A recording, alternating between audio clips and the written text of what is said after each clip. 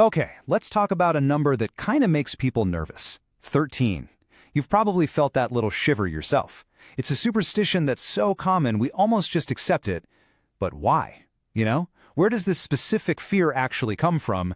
And more importantly, what does its power tell us about our own minds? I mean, think about it. You get into an elevator, and you see the buttons just jump from 12 straight to 14. It's a perfect, everyday example of how this ancient fear has a physical footprint in our modern world. This fear is so powerful, it actually has a name. And it's a mouthful. Triskaidekaphobia. It literally comes from the Greek for 3 and 10, fear. And you know what? It affects millions of people in the West. But here's what's so fascinating. This fear is totally cultural. In a lot of Asian cultures, the number 13 is actually considered lucky. It's a pretty powerful reminder that fear isn't universal. It's learned. So to really understand this, we have to become like historical detectives. We're going to peel back the layers of time to try and find the source of all this anxiety. Where did this whole thing even begin?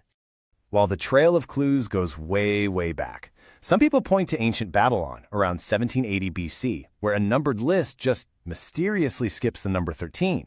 But the most famous suspect, of course, is the Last Supper.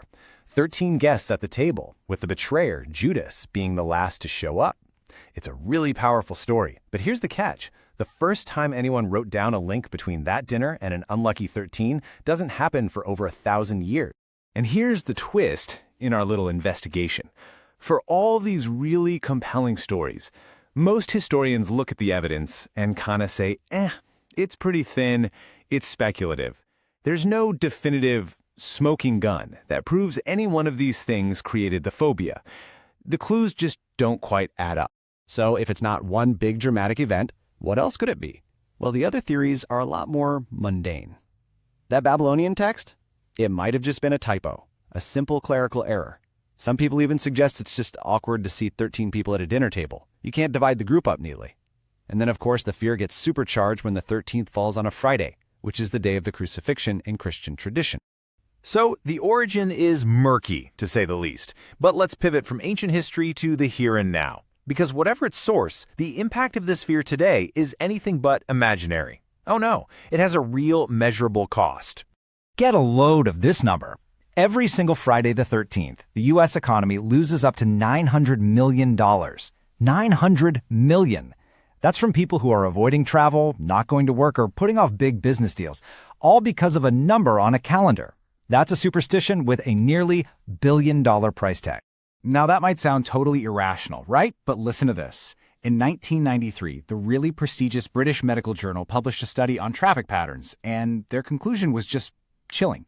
After analyzing all the data, their official recommendation was, and I quote, "Staying at home is recommended." Here's why. The study found that on Friday the 13th, the risk of being admitted to the hospital from a transport accident could jump by as much as 52%. 52%! So that brings up a really crucial question. Is the day itself somehow cursed, or does our fear of it make us more anxious and maybe more accident-prone? And that question leads us right into the psychology of belief. Why are some people absolutely terrified of this number, while other people just couldn't care less? Well, the answer might have less to do with the number 13 and a whole lot more to do with us. So let me ask you directly, how do you see yourself? As a generally lucky person, someone who feels like things tend to work out, or do you kind of feel like you're generally unlucky, always drawing the short straw? It turns out your answer might actually predict exactly how you feel about the number 13. So there's this psychologist, Richard Wiseman, who did a fascinating study. He surveyed 4,000 people, and he started by asking them that exact question. Do you see yourself as lucky or unlucky? And then he asked them if they were superstitious about Friday the 13th. And the results, they were just striking. Among the people who already saw themselves as lucky, only 22% were superstitious about Friday the 13th. But in the unlucky group, a staggering 55% dreaded the day. That is more than double. It suggests the fear isn't really about the number itself. It just latches onto a mindset we already have about the world. Okay, so let's bring all of this together. We've got these murky origins, some very real-world consequences, and a really powerful psychological component. And all of that takes us to the final, central question of this whole phenomenon. First, we have to be really clear. For people who truly suffer from Triskaidekaphobia, this isn't a joke. The symptoms are genuine. They can range from just mild nervousness to really heightened anxiety, and even full-blown panic attacks. That feeling of fear is 100% real. Which brings us to the final question. Is the number 13 inherently unlucky? Or does our belief in its bad luck create the very anxiety that leads to those bad outcomes? Is it a phobia, or is it a self-fulfilling prophecy?